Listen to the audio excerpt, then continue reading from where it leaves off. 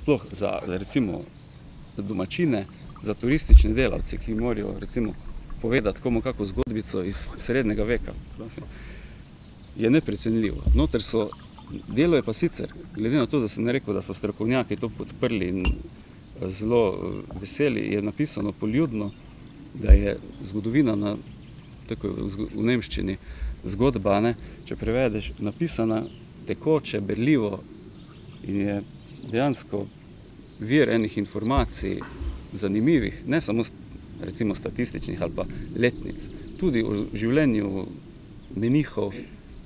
En moj soimenjak je bil vodja prior, ampak tisti je slabo ravnal, recimo, če vzamem v en tak citat. In tu so toliko enih informacij, da dejansko je res nemogoče to preseči, ker je to zgodovino, zdaj po tistem se ni kaj spreminjalo. In je kot en tak pomemben dokument ob tem, kar pa avtor recimo navaja, bi pa sam jaz to še poudaril, te citate, ki smo jih na tem informacijskem listu napisali.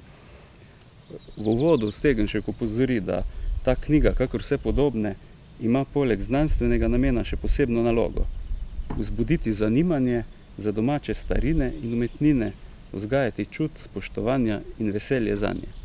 To je pa v bistvu glavna poanta in glavni namen te knjige. Je pa še ena druga napotek, ki ga je tudi avtor podal, da je treba knjigo vzeti s sabo na teren in ob oltarju, ob cerkvi primerjati napisano z dejanskim in se naučiti. Da bomo gledali trume turistov, ki bojo s konjiško dekanijo hodili okrog. Upamo. Hvala lepa, Blaž. No, dejansko se iz tega vidi, da smo zelo resno se pripravljali za ta dogodek, kajti njih 15 mesecev je, kar sem jaz začel se s tem projektom ubadati. In ko sem iskal knjigo, sem izvedel samo za tri izvode. Na koncu smo našli tistega najbolj ohranjenega, k sreči, da ljudje niso preveč posegali po njem v naši knjižnici, da smo ga lahko uporabili.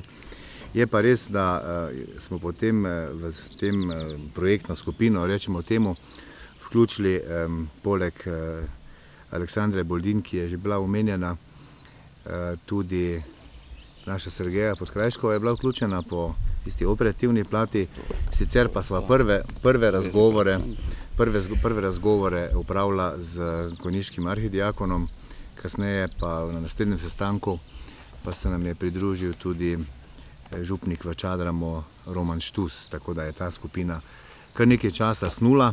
Na koncu založnik Cerdonis, izdajatelja nadžupnija Konjice in pa občina Slovenske Konjice.